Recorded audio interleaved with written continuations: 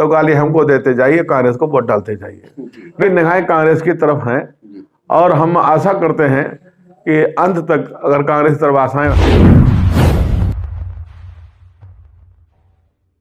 नमस्कार, शख्सियत देख रहे हैं आप और शख्सियत में आज हमारे साथ पीलीभीत में कांग्रेस के जिला महासचिव नागेश चंद्र पाठक जी मौजूद हैं। आपको ज्ञात ही होगा कि उनकी पुत्र वधू शिखा पांडे इस बार मैदान में हैं और इस बार वो अपनी पुत्र वधू को चुनाव मैदान में जिताने के लिए पुरजोर ताकत लगाए हुए हैं। क्षेत्रीय जनता भी उनके काफी संपर्क में है। अब हम उनसे तमाम मुद्दों पर बात करेंगे, आखिर किन मुद्दों को लेकर वो चुनाव मैदान में है और क्या कुछ उनकी रणनीति है। आपका बहुत बहुत स्वागत है हमारे खास प्रोग्राम में। धन्यवाद। पाठक जी, आपकी पुत्र वधू शिखा पांडे इस बार मैदान में है। शुरुआत में जब नाम सामने आया था शिखा पांडे तो लोग पहचान ही नहीं पाए थे, काफी समय तक लोग सोच में पड़ गए आखिर कौन है, क्या कहेंगे आप? असल में ऐसा है कि मायके से नाम आया है शिखा पांडे, यहाँ आकर वो हो गई शिखा पाठक, क्योंकि मार्कशीट वगैरह में समय और कागजों में पांडे ही रहा, इसलिए शिखा पांडे की वजह से लोग असमंजस में रहे। अगर इस शिखा पाठक का नाम लिखा होता शुरू से तो कोई असमंजस वाली बात नहीं होती।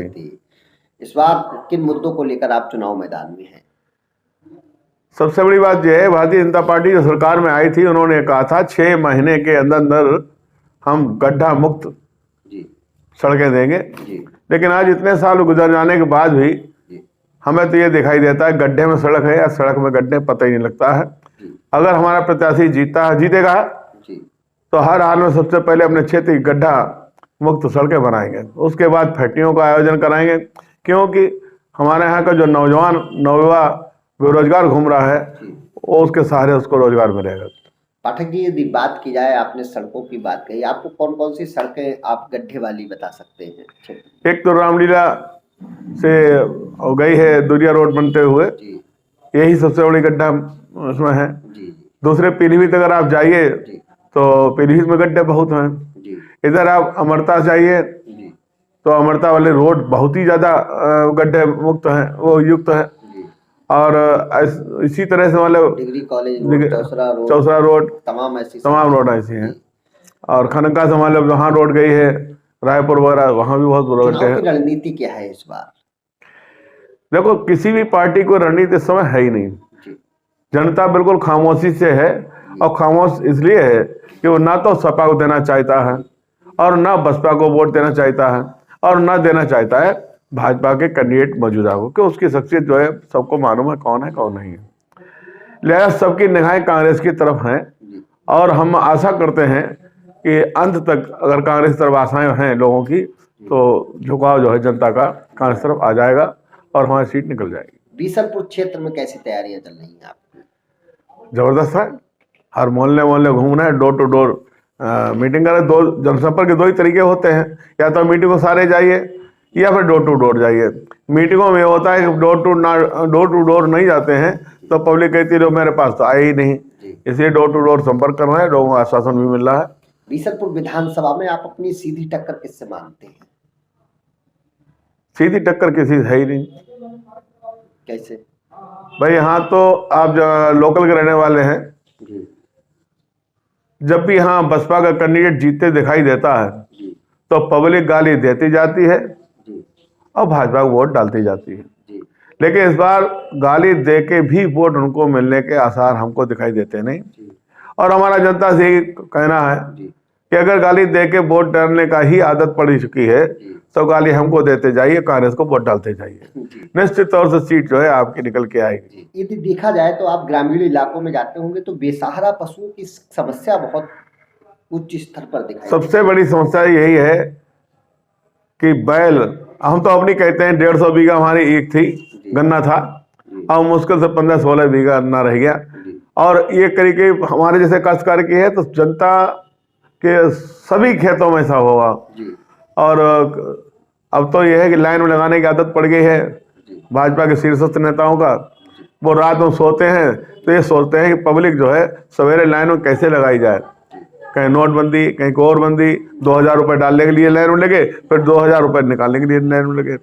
घर में बारातें थी, पैसा नहीं मिला, बहुत परेशानियां रहीं।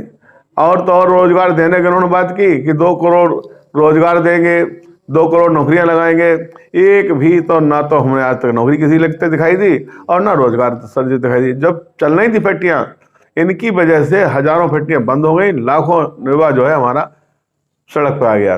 कोरोना काल में आपने देखा ही होगा कि कोरोना काल में इन्होंने किसी भी आदमी को मदद नहीं दी। कांग्रेस की हमारे शीर्षस्थ नेता प्रियंका गांधी जी ने जो 1000 बसें भेजी थी, तो उसका भी मजाक उड़ाने की कोशिश की कि ये तो मोटरसाइकिलें थी, जबकि वहां मीलों लंबी कतार लगी हुई थी। ये गवर्नमेंट जो है वो प्रियंका जी को और राहुल जी को आगे बढ़ने का काम नहीं करने देती। जैसे अभी कांड हुआ, किसानों को कुचल के मार दिया लखीमपुर में, और जब उसमें वहां हो गई तो रास्ते में ही सीतापुर में जेल में डाल दिया। 3 दिन 4 दिन लगातार वहां जेल में ही नहीं थी। हम सब लोग यहाँ से गए थे, सैकड़ों लोग इकट्ठे होके, और 3 दिन लगातार वहीं पड़ाव डाला था। तो उनको छोड़ा पब्लिक के दबाव में आकर, आखिर उन्होंने काम वही करना पड़ा, लखीमपुर में जाके वहां मिली। पीलीभीत की यदि बात की जाए तो आप पीलीभीत में जिला महासचिव हैं, तो आपसे एक हमारा सवाल बनता है कि पीलीभीत में कांग्रेस काफी लंबे समय से कुर्सी से दूर है, इस बार कैसे कुर्सी के पास आ पाई?